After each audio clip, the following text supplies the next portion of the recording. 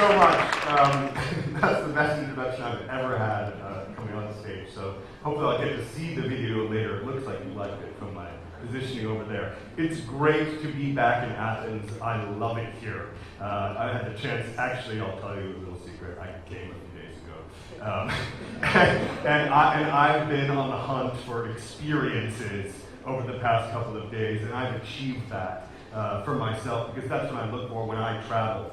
But when I talk about culture. It's something I'm extremely passionate about. It means a lot to me. I've had the chance to work in great companies.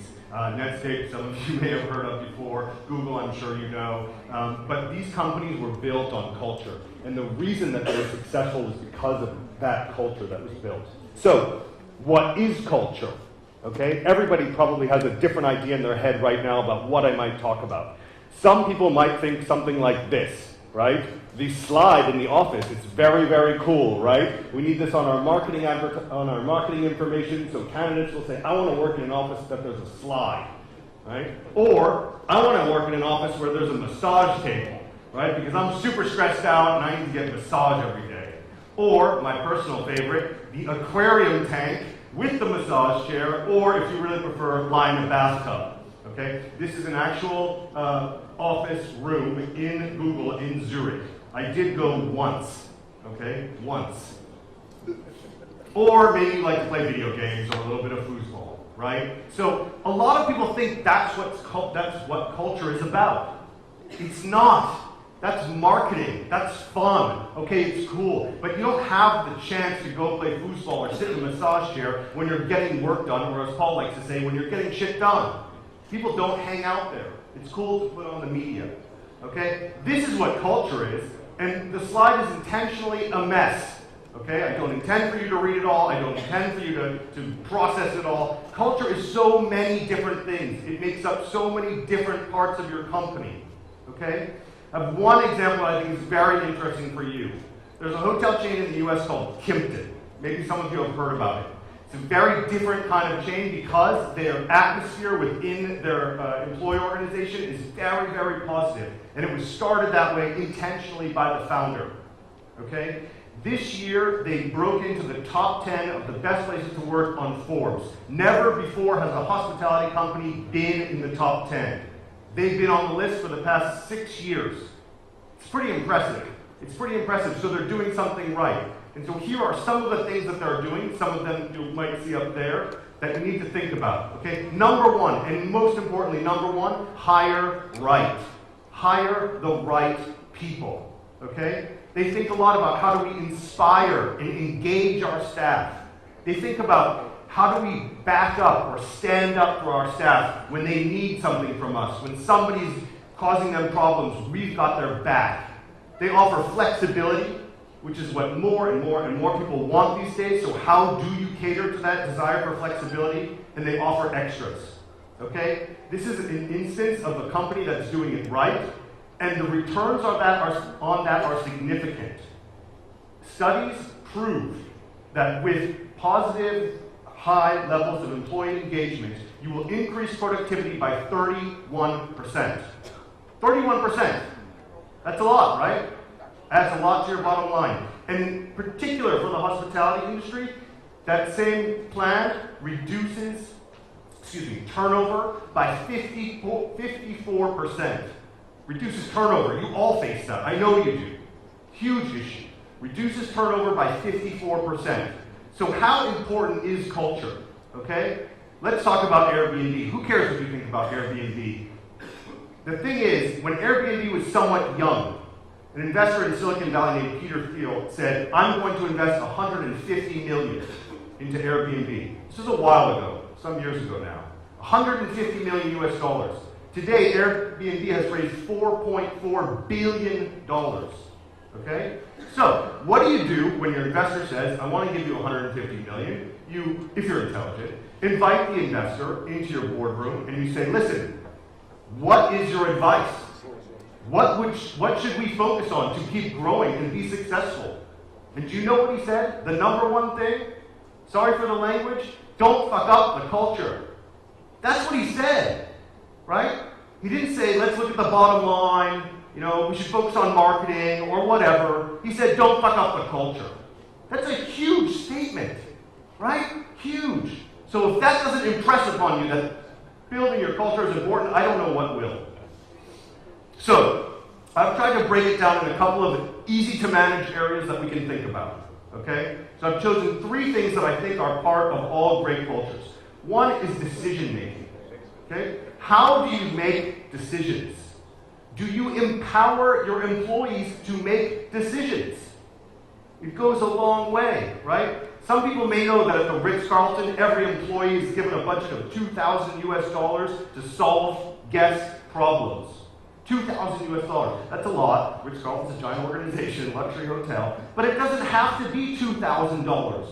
It could be $20, right? What happens if somebody screwed up something for me at a hotel? You know what's nice? An extra box of chocolate. There you go. $10. Okay? It's a little tiny thing that if everybody is empowered to decide upon to give someone a better experience, that's going to change your culture. Behavior.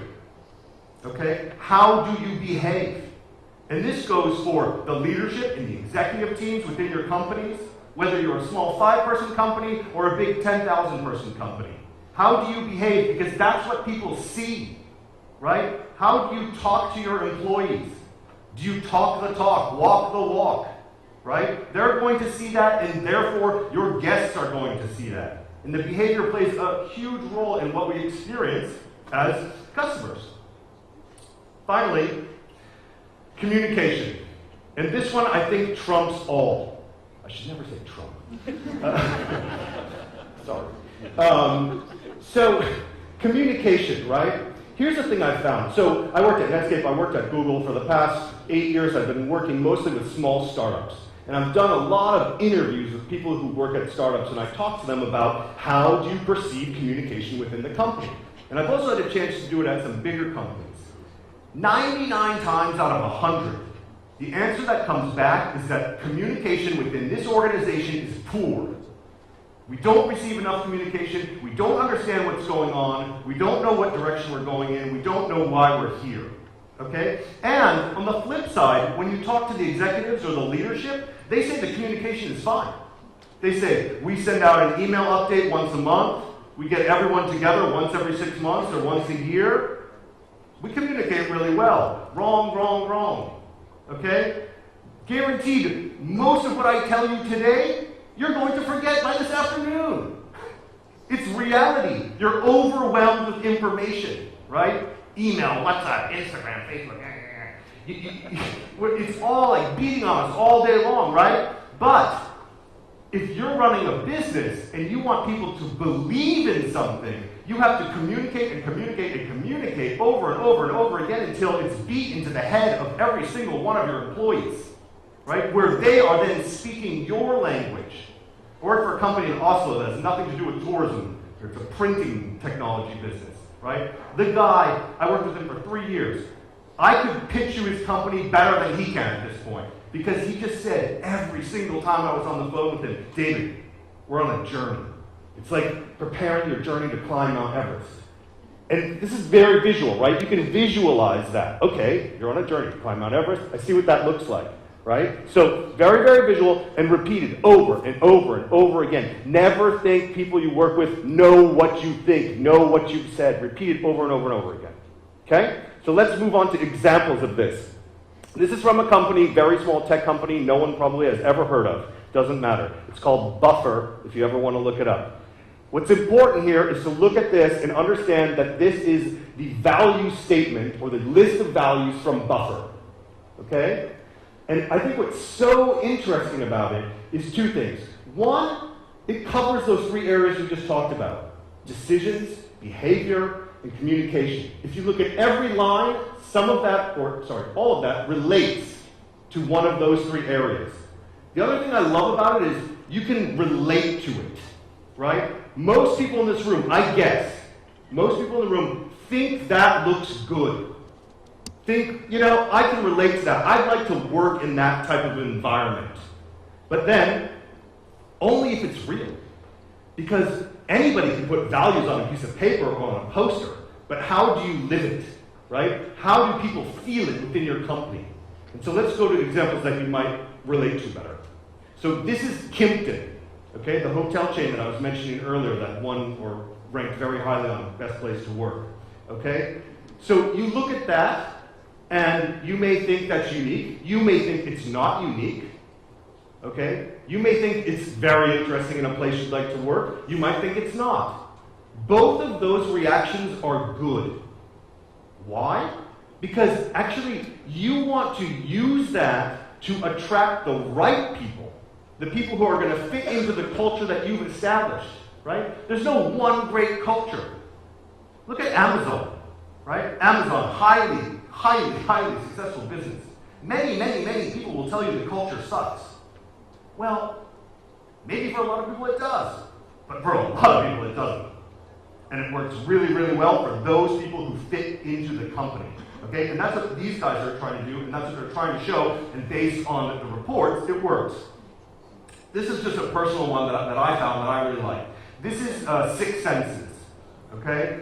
And it's not there, it's there. I really like the Six Senses one because it talks about stuff that you can really, really feel, that you can really relate to, and you know if you're going to go there, that this is hopefully what it should be like. Right? You don't know until you get there, but at least on paper, it's showing you very, very specific things about why this is a great place to be. Now, you have to understand what people are looking for today, right? Most people instantly think that the number one choice when making a job decision is money, okay? You can't discount money, but it's not the number one decision-making factor. Today, it's culture, values, and senior leadership, okay? If that's where people are putting their money, and that's what's important, what are we going to do about it? What are we going to focus on to make sure that this stands out, that this is a living and breathing aspect of our companies? There's another report that actually puts camaraderie and peer motivation at the very top of what people are looking for. And that reminds me of something very personal. In most of the companies that I've worked with, and I've had the fortune to work with them, and they're not all well-known brand names, you know what it felt like working there? It felt like working in a cult. And that might scare some of you, right? A cult. But that's what gave everyone inside those companies the fever and the passion to go above and beyond, to want to put in everything they had to make things better, to make things work, to succeed. And I think that's something that can give you a visual idea of that. So, with the remaining time that I have, I want to talk to you about 4 things that I think we can think about on a very practical level, which will affect our culture. First is recruitment. Most of you, if not all of you, have recruitment challenges. Every company that's growing has recruitment challenges. Every company that has turnover has recruitment challenges. It's not easy. And people are trying to sell lots and lots of technology to address recruitment challenges. And some of that technology is very, very interesting. And some of that technology will help you, and I believe in it deeply. But I think there are also some human things that we need to think about when it comes to recruitment that I'm very afraid people are going to overlook when they start replacing a lot of recruitment work with technology. So that's first, messaging, right? If you ever are building a company, a startup, or you're opening a new hotel, a lot of times you're going to have to go to an investor, right? And when you go to that investor, you deliver your elevator pitch that hopefully you've spent many, many hours perfecting, right? Because you want the money. You want them to believe in you, okay? So you've spent all this time building your elevator pitch. Why don't you do that for candidates? Most of you don't. If I was really mean, I would pull people up on stage and I would say, okay, sell me your company in 30 to 60 seconds as a candidate and make me want more. Make me want to hear more. Why can't you do that? Some of you can, and I'm thankful for that. But think about it. Why can't you do that? Because that's how people are going to win the so-called talent war going forward, is instant attraction. Remember how bombarded we are by all this information. If we can't convert these people that we really want to work for us, the ones that are going to go above and beyond, by telling them something really exciting in a short amount of time, it's not going to work. The second thing I just want to throw out there in terms of recruitment is I think more and more and more we need to hire for attitude over skills and experience. And that might come as a super shock to some of you, maybe, I don't know. And it's really hard to accept that. And actually, in the startups that I work with in the technology sector, most of them want the exact person who's done it before, right? Because then they're convinced that they can do it again. But, you know, at Google, I always used to say, why are the hiring standards so high? Why do we have to go through so many hurdles to get someone in the door? And the answer was because in 12 months, nothing we do is going to be the same. So we need people who have the right attitude and the right adaptability because things are going to change, and those are the people who are going to be able to adapt and move forward, okay? So you've made your hire. Somebody shared with me a story the other day that I love. They said, imagine you have a Rolex watch, okay, and you go to a coffee shop. Would you ever take off your watch and leave it on the table and go to the bathroom? No. I hope not. If you're going to do that, tell me. But the thing is if you hire someone and you've invested so much in hiring them, why would you just leave them at their desk by themselves on their first day? That's what happens most of the time. And you wonder, why isn't this person working out? Because you haven't invested up front, okay? And there's a lot of things that you can do, but I want to give you one thing that's super easy, okay? Google, one of the values at Google, or the way that Google operates, is by making decisions. All decisions are based on data. If you don't have the data, you can't do anything. You can't implement a new process. So Google has taken hours and hours and hours and hours of work away from you to figure out what to do in terms of best onboarding practices. They send one email the night before the new hire joins with a list of 5 suggestions that the manager can do with the new employee when they start the next day. This is to have a roles and responsibilities discussion. Having this one email increases the productivity of those new hires by 25%, okay? Just prompting the manager to take action increases productivity by 25%. Okay, so you've invested in onboarding. Now you have to think, how do we keep these people, right? What are we going to do to keep these people in our companies? So I want to know, show of hands, how many people have regular one-to-one meetings, manager to employee, employee to manager? Okay, it's a typical response. 25% of the room, okay? I believe very, very deeply that this has the most significant impact on retention, right? People want to be heard.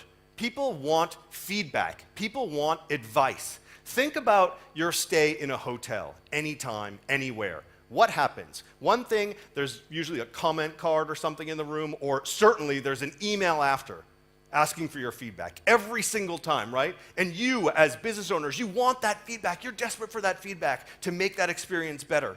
How many times do you give your employee a comment card or an email asking for feedback? Or a sit-down meeting asking for feedback? My guess is very, very rarely.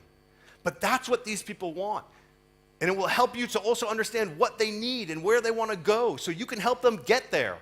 And that will help you keep them. So, Dr. Seuss, I don't know, maybe some of you know who Dr. Seuss is. I'm a big fan. Great children's books, if you want to teach your kids English.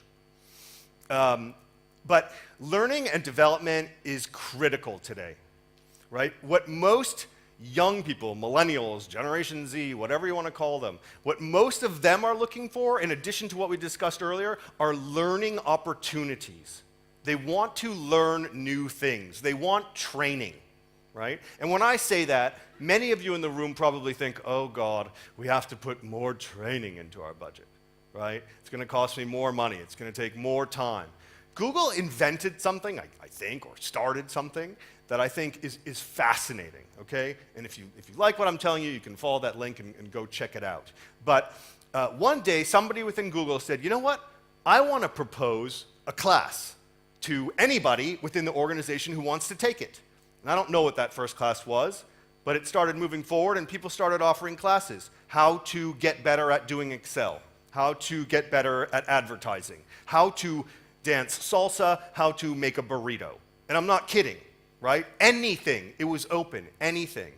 And this took off like mad, okay? Any company can do it, right? Any company with a handful of people can open up and say, look, we're going to have peer-to-peer training.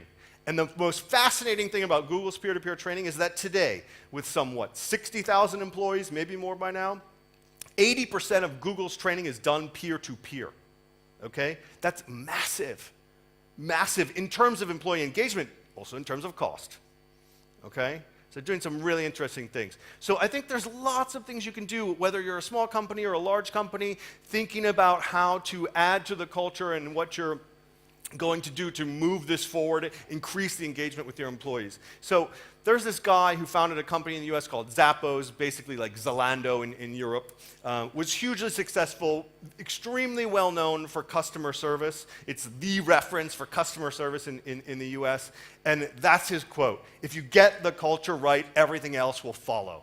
And I think that's the most important thing I can leave you with today. So thanks very much.